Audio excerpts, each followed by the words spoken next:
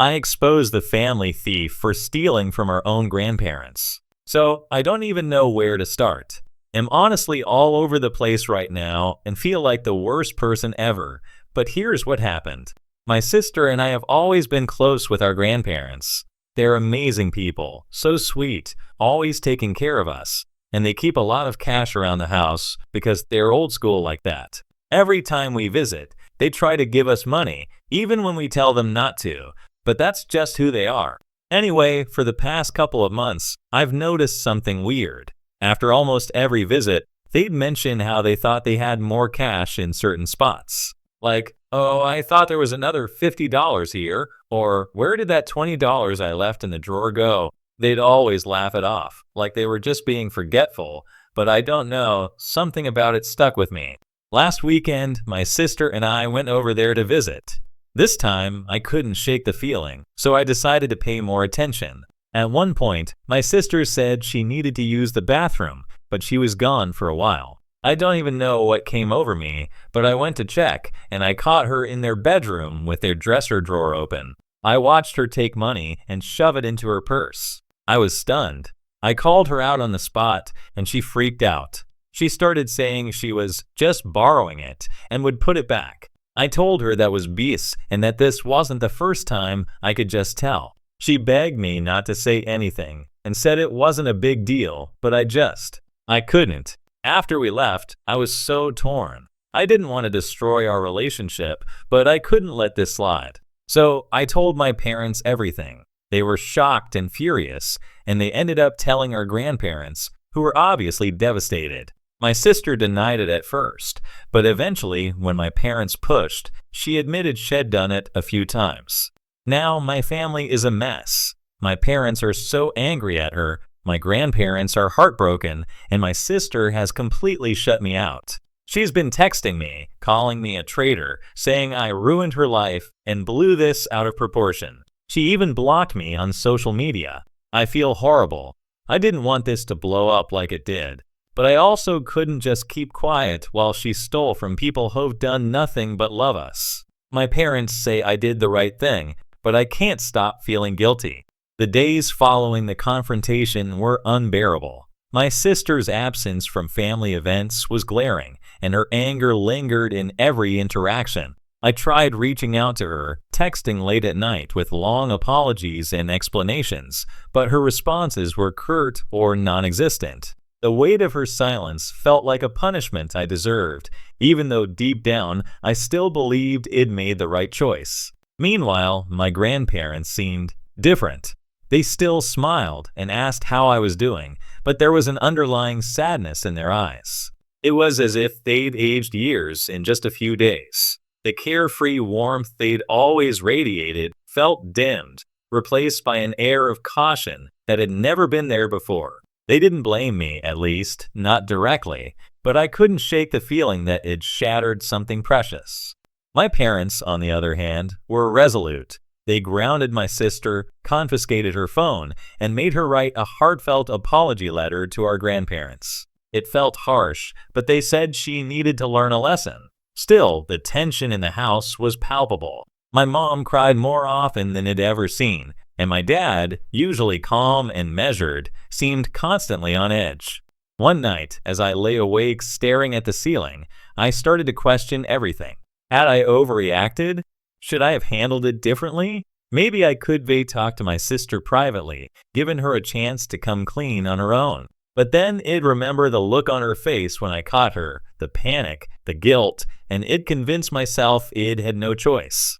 A few weeks later, I bumped into one of my sister's friends at a coffee shop. We exchanged awkward pleasantries, but as I turned to leave, she blurted out, "You know, she's been really struggling, right?" I stopped in my tracks. Struggling how? Her friend hesitated, then lowered her voice. She's been under a lot of pressure. School, money, stuff with her friends. I think she just didn't know how to handle it all. I'm not saying what she did was okay, but maybe she needed help more than anything. That conversation stuck with me. It made me realize how little I really knew about what my sister had been going through. We'd always been close, but maybe I'd been so focused on my own life that I'd missed the signs. I started wondering if there was more to her actions than just greed or carelessness. What if Shed been desperate? I decided to confront her, even if it meant Shed slammed the door in my face. One Friday evening, I drove to her apartment unannounced. I stood outside for what felt like forever before mustering the courage to knock. When she opened the door, her expression was a mix of surprise and annoyance. "What do you want?" she asked, her tone cold. I took a deep breath. "Can we talk?" She rolled her eyes, but stepped aside to let me in.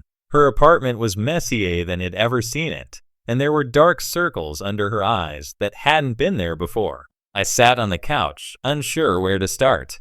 "I'm sorry," I finally said. "I'm sorry for how things went down. I'm sorry for not realizing you were struggling. I didn't know." She didn't say anything for a long time. Finally, she sighed and sat down across from me. "You don't get it," she said quietly. "I didn't want to take their money. I hated myself every time I did it, but I felt like I didn't have a choice." Her words hit me like a punch to the gut. "Why didn't you tell me?" I asked. She shrugged. "Because you're the perfect one. You've got everything figured out. I didn't want you to see how much of a mess I am." Hearing her say that broke something in me. I'd always thought of her as confident and self-assured, the life of the party. I never realized how much she'd been hiding. We talked for hours that night, unraveling the tangled web of her struggles. She'd been drowning in credit card debt, overwhelmed by the expectations of school and work, and too ashamed to ask for help. By the time I left, things still weren't perfect, but there was a glimmer of hope. We agreed to start fresh, to try and rebuild our relationship one step at a time. But even as I drove home, I couldn't shake the feeling that the road ahead was going to be long and complicated, and I'd have to live with the choices I'd made, for better or worse. Still, one question lingered in my mind. Could our family ever truly heal from this? Or had the damage already gone too deep? The following weeks after my conversation with my sister were like walking a tightrope. I felt an odd mix of relief and guilt. Relief because we'd finally broken through the wall of silence, but guilt because the mess we were navigating was one it exposed. My parents still weren't speaking to her much, though I noticed my mom would sometimes sit with her phone, staring at it like she wanted to call but didn't know what to say. My grandparents, on the other hand, had reverted to a kind of distant politeness when they asked about her, the kind of tone you use when discussing someone you barely know. One afternoon, my mom pulled me aside as I helped her prepare dinner. The kitchen was filled with the comforting aroma of roasted garlic and herbs, but the tension between us was palpable. "Have you spoken to your sister recently?" she asked, her voice hesitant. "Yeah, we've talked a bit," I replied. She's trying, Mom. She's been under a lot of pressure." Mom set down the knife she'd been using to chop vegetables and sighed deeply. "I don't know what to do. Your dad thinks we need to be firm with her, but I keep thinking about when you two were little. She used to be so carefree, so happy. What happened to my daughter?" I didn't have an answer for her. The image of my sister as a bubbly, mischievous kid was etched into my memory too, but that version of her felt so far removed from the reality we were living now. Instead of responding, I just placed a hand on her shoulder and gave it a gentle squeeze. The next time I visited my sister, I decided to approach the topic of our grandparents. She had agreed to start therapy, a small but significant step, and I wanted to encourage her to make amends. But when I brought it up, she stiffened. "What's the point?" she said flatly. "They'll never forgive me. Every time I think about facing them, I can't. It's easier to stay away." "You don't know that," I said. "They're hurt, yes, but they love you. They've always loved you. I think if you just talk to them, really talk to them, it could help." She shook her head.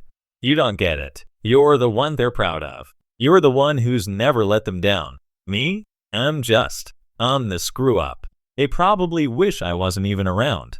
Her words stung, not because they were aimed at me, but because of the depth of pain they revealed. I wanted to argue, to convince her she was wrong, but I knew it wouldn't matter. She'd built this narrative in her head, and dismantling it would take more than a few reassurances from me. Instead, I suggested something small. How about writing them a letter? You don't have to see them face to face if you're not ready.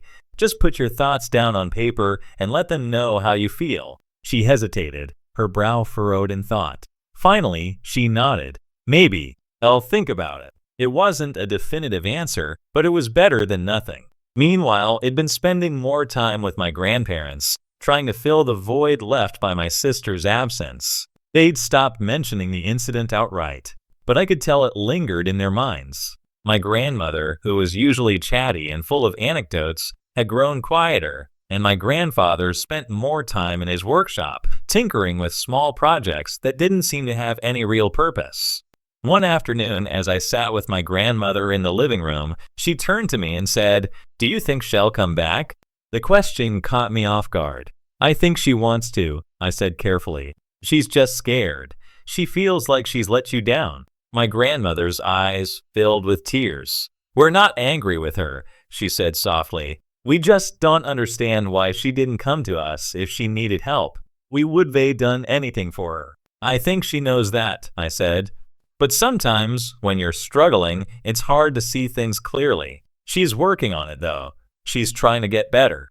My grandmother nodded, but I could see the doubt in her expression. It wasn't that she didn't believe me. It was that the hurt ran so deep, it was hard for her to let go of it. A few days later, my sister texted me late at night. "I wrote the letter. Will you come with me to give it to them?" I agreed without hesitation. The following weekend, we drove to our grandparents' house together. She was visibly nervous, clutching the letters so tightly that her knuckles turned white. When we arrived, I went inside first to prepare them, while she stayed in the car. "She's here," I told them. "She wrote a letter for you. She's scared, but she wants to make things right."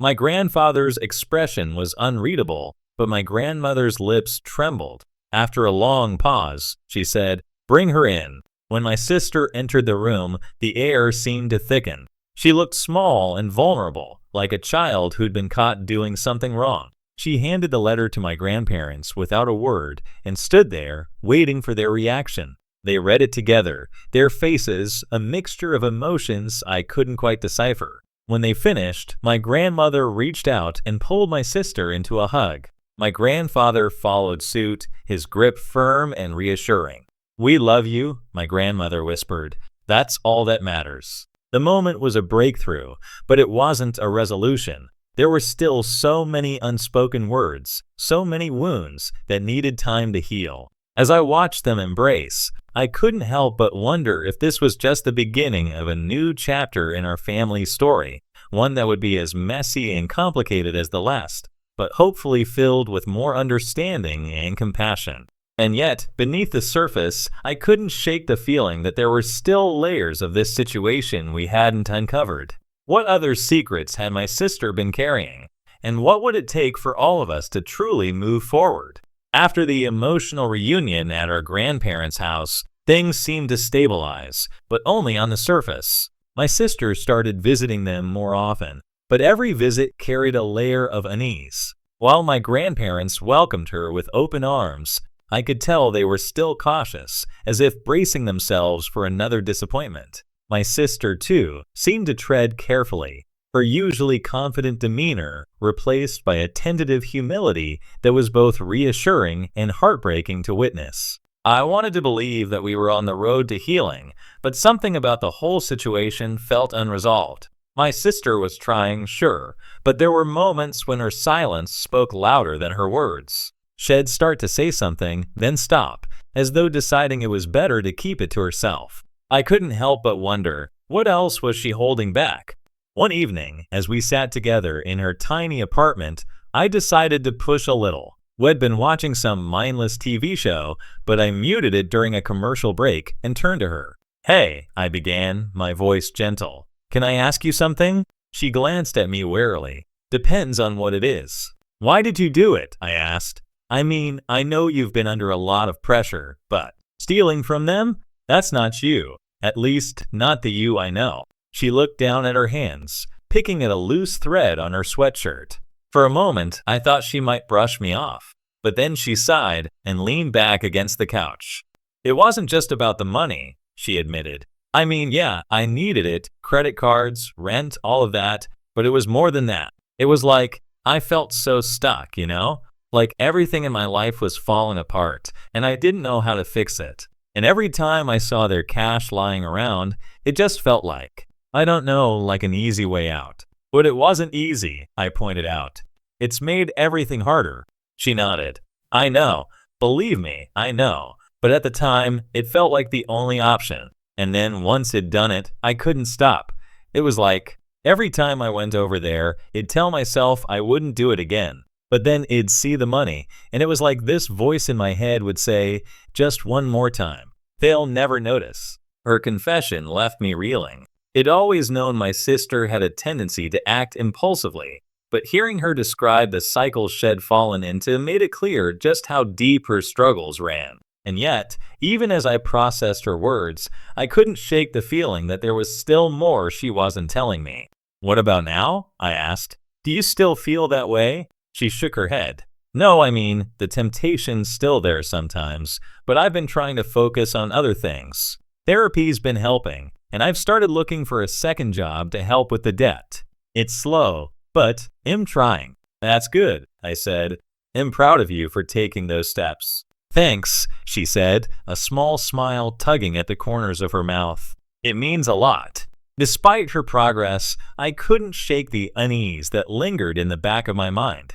Over the next few weeks, I started paying closer attention to her behavior, looking for any signs that she might be slipping back into old habits. For the most part, she seemed genuinely committed to turning her life around. But there were moments, fleeting but noticeable, when her anxiety seemed to spike, and she'd retreat into herself, shutting me out completely. One night, after a particularly tense family dinner, I decided to do some digging. My parents had invited my sister over to celebrate my mom's birthday, and while the evening had started off well enough, it quickly devolved into awkward silences and thinly veiled tension. My dad, who'd always been the more stoic of our parents, barely spoke to her, and my mom's attempts to smooth things over only seemed to make her more uncomfortable. After she left, I stayed behind to help clean up. As I loaded the dishwasher, my mom leaned against the counter and sighed. I don't know what to do, she said. I want to believe she's changing, but sometimes I look at her and wonder if she's just telling us what we want to hear. I think she's trying, I said, but she's still figuring things out. It's going to take time. My mom nodded, but her expression remained doubtful. I just hope she's being honest, for her sake as much as ours. Her words stayed with me as I drove home that night. Something about the way my sister had been acting lately, the way she'd flinch when certain topics came up, or the way she'd changed the subject whenever her finances were mentioned, made me wonder if there was more to her story than she'd let on. And if there was, what would it take for her to finally come clean? The next time we hung out, I decided to press her a little more. We'd gone out for coffee, and as we sat by the window watching the world go by, I brought up the subject of her debt. You've mentioned your credit cards before, I said casually. How bad is it really? She hesitated, stirring her coffee absent-mindedly. It's manageable, she said finally. I mean, it's not great, but I'm working on it. Manageable didn't sound convincing. Have you thought about talking to a financial advisor? I suggested. They might be able to help you come up with a plan. Maybe, she said, her tone non-committal. But honestly, I'd rather just handle it on my own. I got myself into this mess, so I should be the one to fix it. Her response was frustrating, but I decided not to push. Instead, I resolved to keep an eye on her and offer support whenever I could. If she wasn't ready to open up completely, it'd just have to be patient. Still, the nagging feeling that something was off didn't go away. And as much as I wanted to believe that we were finally moving forward, I couldn't help but wonder, what else was my sister hiding? And how long would it be before the truth finally came to light? The truth came out sooner than I expected, and when it did, it hit like a tidal wave. It started with a phone call late one evening. I was at home, winding down after a long day, when my phone buzzed on the coffee table. It was my sister. I answered, expecting a casual chat or maybe even a vent session, but her voice on the other end was panicked and shaky. I need your help, she said, barely above a whisper. Please, I don't know who else to call. My stomach tightened. What's going on? She hesitated, and then, in a rush, she said, "Am at a police station. I got caught stealing from work." The words hit me like a punch to the gut. "What?" I managed to choke out. "Are you serious?" "Yes," she said, her voice breaking. "It was stupid. I didn't even think, and now I'm here. They said I could call someone, and I didn't know who else to call." Without thinking, I grabbed my keys and headed out the door. The drive to the station felt like it took hours, even though it was only 20 minutes. My mind raced with questions and anger and frustration. After everything we'd been through, how could she do this again? When I arrived, she was sitting on a bench in the waiting area, her face pale and her eyes red from crying. She looked up when she saw me, and the shame on her face was almost too much to bear. "I'm sorry," she said as soon as I sat down beside her. "I'm so sorry." "What happened?" I asked, my voice tight. She explained in halting sentences, her hands fidgeting nervously. She'd been taking small amounts of money from the cash register at her part-time job, convincing herself each time that it would be the last. But her boss had caught on and set up a camera. When they confronted her earlier that day, she'd broken down and confessed everything. "They're not pressing charges," she said. "They just fired me and told me to pay back what I took. But they called the police to scare me, I think. And it worked." I sat back, rubbing my temples. "I don't even know what to say to you right now," I admitted. "How could you let this happen? After everything with our grandparents, I thought you were trying to change." "I was," she said, her voice barely audible. "I swear I was. But things got worse. The debt kept piling up, and I didn't know what to do. I thought I could handle it on my own, but I couldn't. And now I've just made everything worse." We sat in silence for a while, the weight of her words hanging heavy in the air. I wanted to yell at her, to shake her, and make her see how much damage she was doing to herself and to the people who cared about her. But at the same time, I could see how broken she was, and my anger began to soften into something closer to pity.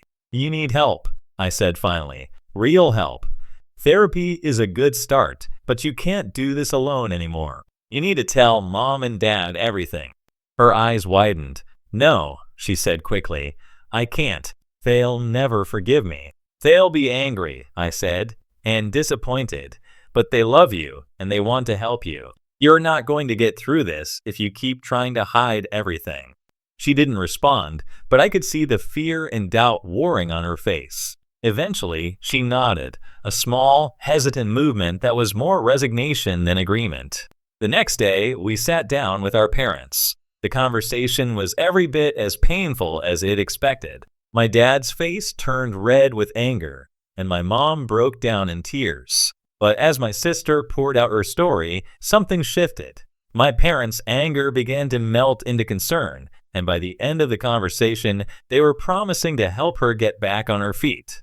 Over the next few months, things started to change. My sister enrolled in a financial literacy course and began working with a counselor who specialized in addiction and impulsive behavior. My parents helped her set up a budget and worked out a plan for paying off her debts. It wasn't easy. There were setbacks and arguments and moments when it felt like nothing was improving, but slowly progress was made. Our family dynamic also began to heal. My grandparents, who'd been wary of her at first, started to open up again. They invited her over for dinner more often, and my grandfather even took her on as an apprentice of sorts in his workshop, teaching her how to build and fix things. It was his way of helping her rebuild her confidence, one project at a time. As for me, I learned to let go of some of the resentment I'd been carrying. My sister and I started spending more time together, not because I felt obligated to keep an eye on her, but because I wanted to.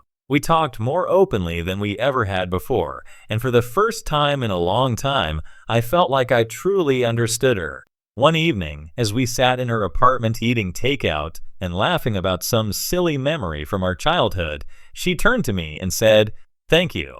"For what?" I asked. "For not giving up on me," she said, "even when I gave you every reason to." I smiled. That's what family's for.